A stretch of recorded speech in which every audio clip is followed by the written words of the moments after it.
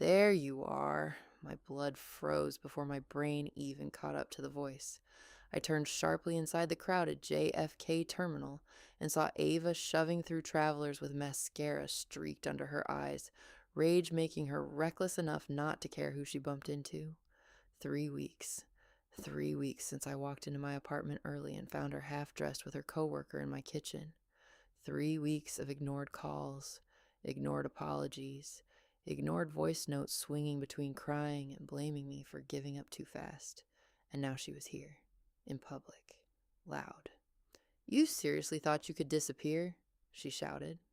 Heads turned instantly. People always look when heartbreak becomes performance. I stepped backward automatically, pulse hammering hard enough to hurt. My carry-on clipped someone beside me, coffee nearly spilled. Somewhere overhead, boarding announcements blurred into static. "Ava, stop!" "No," she snapped. "You don't get to avoid me after everything we had." Everything we had. Funny how cheaters suddenly become historians when they're losing access to you. The crowd slowed around us, watching, curious, judging. Humiliation climbed up my throat fast. Then Ava saw it, and kept going anyway. "I made one mistake," I laughed once in disbelief. "You slept with her in my apartment." It didn't mean anything. That hurt worse than if it had, because if betrayal meant nothing to her, then what exactly had I spent 2 years loving? My chest tightened painfully. People were openly staring now, phones out. Perfect! I took another step backward and slammed into someone solid behind me, a woman, tall, dark wool coat, calm posture that didn't belong inside airport chaos. One hand loosely holding a boarding pass, expensive watch-catching terminal light. She looked down at me with controlled curiosity, and panic made the decision before logic could. I grabbed the front of her coat and wrapped my arms around her waist. "Please," I whispered shakily against her shoulder. "Just play along." For one terrifying second, she didn't move. Then her hand slid slowly against my lower back.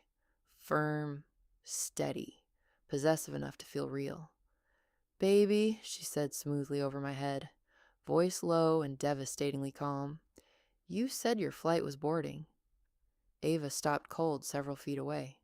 "What?" Heat rushed into my face instantly. I should have let go. Instead, my fingers tightened against the stranger's coat like my body already trusted her more than the person I used to love. The woman glanced toward Ava once before looking back down at me, completely unbothered. Then she kissed the side of my forehead casually, soft, natural, like she'd done it before. "She bothering you?" she asked quietly. And somehow that gentleness hit harder than the cheating ever had, because Ava used to look at me like I was temporary, but this stranger was holding me like I was something worth protecting. If you've ever begged the wrong person to love you properly, you know exactly why I didn't step away. Instead, I held on tighter. I didn't breathe properly again until we were halfway down the terminal together. The stranger still had one hand against my lower back, guiding me through the crowd, while Ava stood frozen behind us, trying to understand what had just happened. "Wait, seriously?"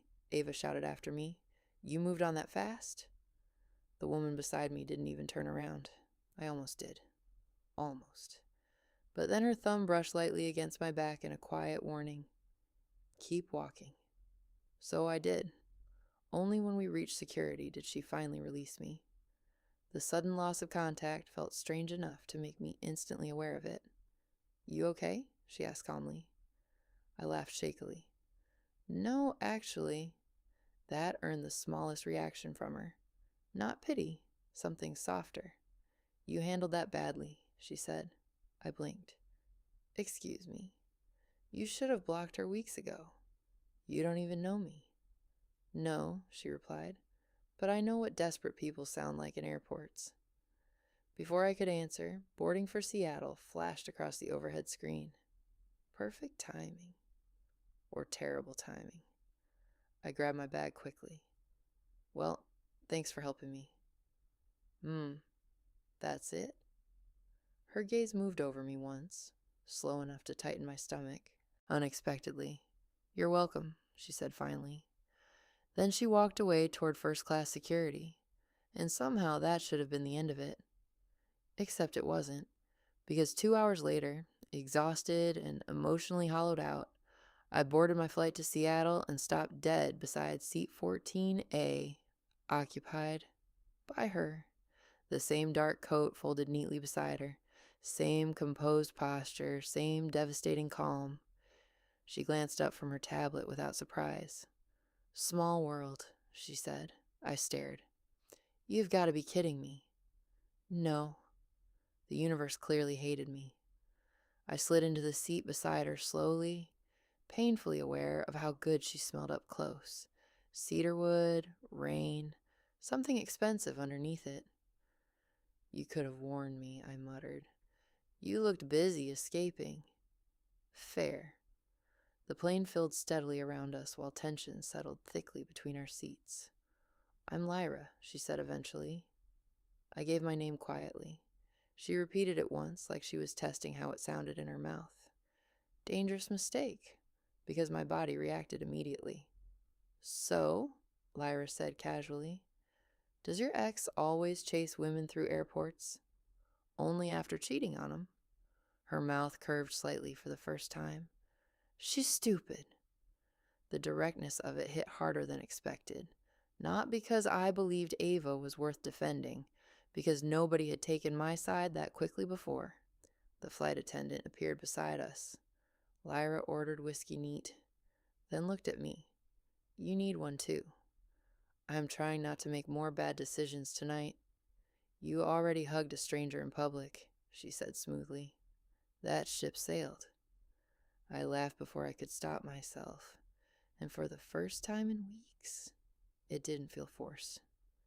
2 hours later, turbulence hit hard enough to shake the cabin violently. A sharp drop jerked a gasp out of me before I could hide it. The overhead bins rattled. A baby started crying somewhere behind us. I gripped the armrest instantly. Unfortunately, Lyra reached for it at the exact same time. Our hands collided. Warm fingers. Cold shock straight through my chest. Neither of us moved immediately. You nervous? She asked quietly. I hate flying. No, she corrected calmly. You hate not being in control. I looked at her sharply. You always analyze strangers?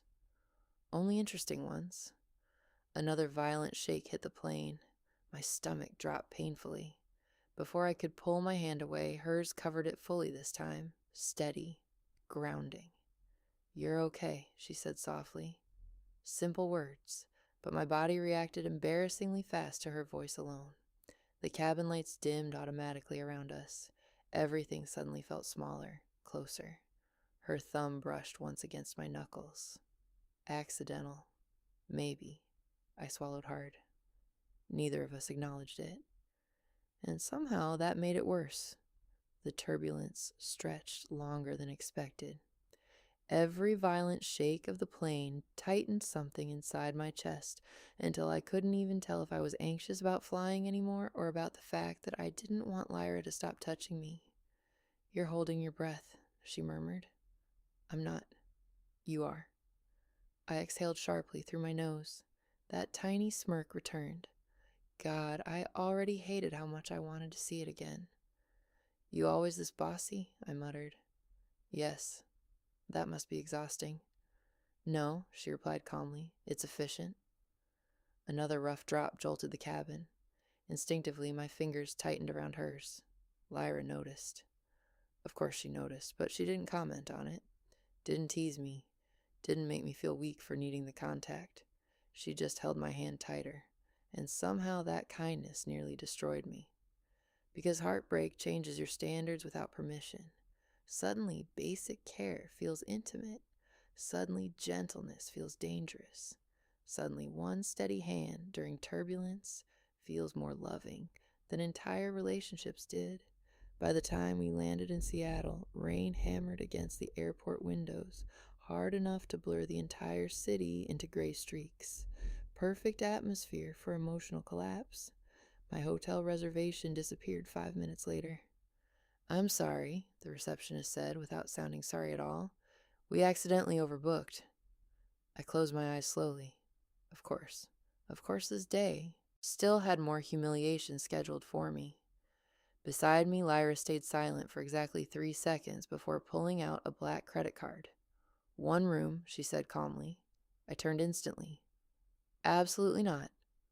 You're stranded downtown at midnight. I'll find somewhere else. You already tried. The receptionist suddenly became fascinated with her keyboard. I looked back at Lyra. You can't just decide things for people. No, she said smoothly. But I can recognize when someone's exhausted enough to stop making smart choices. That's manipulative. That's accurate. 10 minutes later, I was inside a luxury hotel suite overlooking rain-soaked Seattle while questioning every survival instinct I possessed. Lyra removed her coat slowly and draped it over a chair. The room instantly felt smaller afterward. You're staring, she said without looking at me. I'm thinking. Dangerous habit. She poured whiskey into 2 glasses at the minibar and handed me one. Our fingers brushed briefly, enough to shift the air again. You know, she said quietly, most people would have let go after the airport. My throat tightened. I panicked. No, she stepped closer slowly. You held on. The honesty in her voice hit harder than flirting would have. Rain hammered against the windows behind her. You barely know me. I know you looked relieved when I touched you. That landed too directly. I looked away first. Huge mistake, because she moved closer immediately, close enough for warmth to radiate off her body. You keep doing that, she murmured. Doing what? Looking at me like you want permission. Something inside me snapped hard at that. Weeks of betrayal, humiliation, anger, loneliness. I kissed her first. Fast, impulsive. Lyra reacted instantly, gripping my waist firmly and pulling me against her harder than expected. The kiss deepened immediately. Messy. Heated. Like my body had been starving for softness and didn't realize it until now. I gasped softly when her hand slid along my thigh. Still thinking about your ex? She asked against my mouth. No. Good. She kissed me again, slower this time, backing me carefully toward the bed until my knees hit the mattress. Everything blurred after that. Hands, breathing, heat. The overwhelming relief of being touched like I mattered again. Then suddenly, she stopped. I blinked up at her breathlessly. What? Lyra brushed her thumb softly against my jaw. You're hurt, she said quietly. And somehow that tenderness hit harder than the kissing had. Morning light spilled across white sheets hours later. I woke slowly, warm for the first time in weeks. Lyra lay beside me half awake, one arm resting loosely around my waist like it belonged there naturally. Not possessive, protective. My chest tightened unexpectedly. You're staring again, she murmured without opening her eyes. You always notice? Yes. I should have moved away. Instead, I stayed exactly where I was. Then my phone buzzed loudly against the nightstand. Ava, again. Lyra finally opened her eyes. Block her. I stared at the screen silently. Part of me hated how difficult that still felt, which was pathetic, honestly. 'Cause isn't it terrifying how long we keep doors open for people who already proved they'd leave us bleeding behind them? You survived heartbreak, Lyra said quietly. You don't need to keep surviving the same person. That hit somewhere dangerously deep. I looked at the screen one last time, then blocked the number. Just like that. Done. Lyra watched me carefully for a second before pulling me gently closer against her chest again, and for the first time since being betrayed, I stopped feeling like the one who got left behind. I should have left Seattle that afternoon. That would have been the smart decision. Instead, I stayed, mostly because every time I started packing, Lyra would look at me with those unreadable eyes and ask calm questions that somehow made me reconsider my entire emotional stability. You rushing home to heal? She asked while adjusting the cuffs of her black sweater. Or rushing home to feel miserable in a familiar place? That's manipulative. That's avoidance. I glared at her over my coffee cup. She didn't care. Seattle rain streaked down the hotel windows while silence settled comfortably between us for the first time. Not awkward, not tense. Comfortable. Which honestly scared me more, because attraction was one thing. But comfort. Comfort sneaks up on people. Comfort makes you reckless. You always psychoanalyze women after sleeping with them? I asked lightly. Only the interesting ones. That answer is becoming annoying. It's still accurate. I rolled my eyes but smiled anyway. Dangerous. Very dangerous. Lyra noticed the smile instantly. Of course she did. You look different today, she said quietly. How? Less heartbroken. That shouldn't have affected me. Instead, it nearly cracked something open inside my chest. Because Ava used to notice when I changed outfits. Lyra noticed when I breathed easier. And that difference felt devastating. Later that evening, we walked through downtown Seattle, beneath shared umbrella shadows, while rain painted the streets silver around us. People brushed past constantly. Nobody knew us. Nobody expected anything from us. For the first time in months, I didn't feel like I was performing happiness for someone else. You know what the worst part was? I admitted quietly while we waited at a crosswalk. Lyra glanced sideways at me. She cheated? No. That surprised her slightly. The worst part, I continued carefully, was realizing how long I'd been begging someone to love me correctly before she finally left evidence obvious enough that I couldn't ignore it anymore. The confession hung between us heavily. Rain tapped softly against the umbrella overhead. Lyra stayed quiet long enough that I almost regretted saying it. Then, you apologized to her a lot, didn't you? I stopped walking. How did you know that?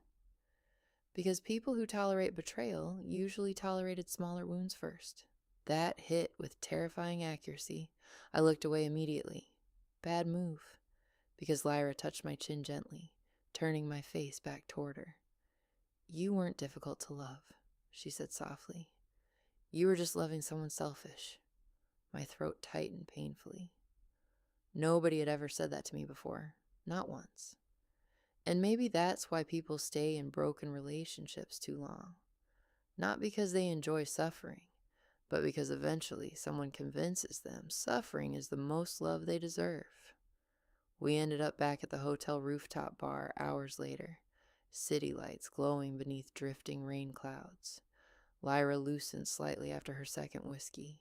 Not sloppy, just more honest. You know what I noticed first about you? She asked quietly. What? You looked lonely before your ex even started yelling. That caught me off guard. I wasn't lonely. You were hugging a stranger 5 seconds later. Fair point. I laughed softly into my drink, then studied her more carefully beneath the dim rooftop lights.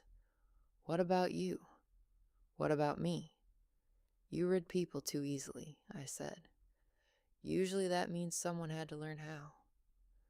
For the first time since meeting her, Lyra hesitated. Tiny, brief, but real. My father liked control more than affection, she said eventually. You learn patterns quickly around people like that. Something about the vulnerability in her voice made my chest ache. You hide it well. So do you. Silence settled again, heavier this time, more intimate. The wind shifted cold around us. Without thinking, Lyra moved closer.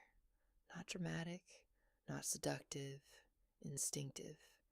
Like her body already knew where it wanted to be near mine. You know what's weird? I asked quietly. What? 12 hours ago, I thought my life was ending. And now? I looked at her honestly. Now I don't know what this is. Lyra studied me carefully for a long moment, then lifted one hand slowly and brushed rain-damp hair behind my ear. What if it wasn't random? She asked softly. The question settled directly into my chest. Dangerous, hopeful, terrifying. My phone buzzed again suddenly across the table. Unknown number. But I knew immediately. Ava, trying from another phone now. Lyra glanced at the screen once. then at me. And something about her expression shifted. Not jealousy, not insecurity, certainty. You know, she said quietly, some people spend years begging to be chosen by the wrong person, while the right one is standing beside them once. My chest tightened painfully, because she wasn't talking about destiny. She was talking about choices. I stared at the vibrating phone for several seconds, then silenced it without answering. Lyra watched carefully. You sure? No, I admitted honestly. But I'm trying. And somehow that seemed to matter more to her than certainty would have. The next morning arrived softer, warmer. Seattle sunlight finally broke through clouds, spilling gold across the hotel sheets, while Lyra slept beside me peacefully enough to look almost unreal.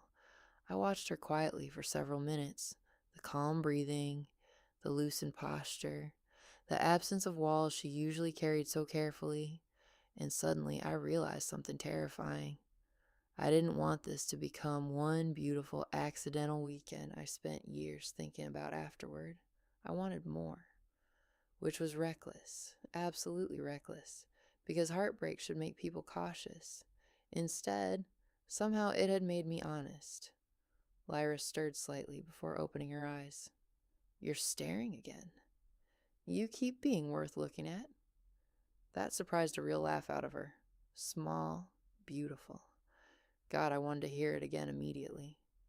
You flirt more when emotionally compromised, she observed. You analyze people after waking up. We all have flaws. She reached for my hand lazily beneath the blankets. Natural, easy, like we'd known each other longer than 36 hours. You flying home today? She asked quietly. I hesitated, then told the truth. I don't really want to. Something softened visibly in her expression at that. Not triumph, relief. And that realization nearly undid me, because Lyra wanted me to stay too. We spent the day wandering Seattle without urgency. Coffee shops, bookstores, rain-damp sidewalks, every conversation somehow slipping deeper without either of us trying to force it there. At one point, Lyra reached for my hand automatically while crossing the street, then seemed to realize what she'd done afterward. She started pulling away. I tightened my grip instead. The look she gave me afterward felt dangerously close to vulnerable. That night, standing outside the airport before my rescheduled flight home, reality finally settled heavily between us. People moved constantly around us, dragging suitcases toward departures. Funny. The exact same kind of chaos where this entire thing started. You know, I said quietly, most people would probably call this insane. Lyra adjusted the sleeve of my coat calmly. Most people tolerate unhappy relationships for years, she replied. I'm not interested in their judgment. Fair. Very fair. My chest hurt unexpectedly at the thought of leaving. Not dramatic heartbreak, something quieter. Worse, the feeling of finding peace unexpectedly and already missing it before it's gone. Lyra noticed immediately. You're thinking too hard again. I'm trying to figure out what happens after this. She stepped closer slowly, close enough for warmth. For what it's worth, she said softly.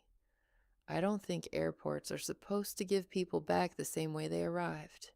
That hit directly in the center of my chest, because she was right. I arrived at JFK heartbroken, humiliated, still chasing closure from someone who never deserved access to me in the first place. And now I was standing in another airport, wanting to stay beside someone who made me feel chosen without asking me to beg for it. My phone buzzed one final time. Unknown number again. Ava, still trying. I stared at the screen, then deleted the message without opening it. Lyra watched quietly. No pressure, no demand, just trust. And somehow that trust healed more than all the apologies in the world could have. I looked up at her slowly, then reached for her first this time. Not desperately, not to hide. Intentionally. Lyra's hand settled against my waist instantly like it belonged there. "You know," she murmured softly. "This is a much better reason to hug me." I laughed quietly against her shoulder, then kissed her carefully while airport noise blurred around us. No chaos this time, no running, no pretending, just choice. And honestly, after spending so long loving someone who made me feel difficult to keep, being chosen calmly felt almost unbelievable. So if you've ever stayed too long with someone who only loved you when it was convenient, if you've ever confused suffering with devotion, if you've ever begged for softness from someone committed to hurting you, please remember this. The right person usually feels different immediately, not because they're perfect, but because for the first time, you stop feeling like love is something you have to earn.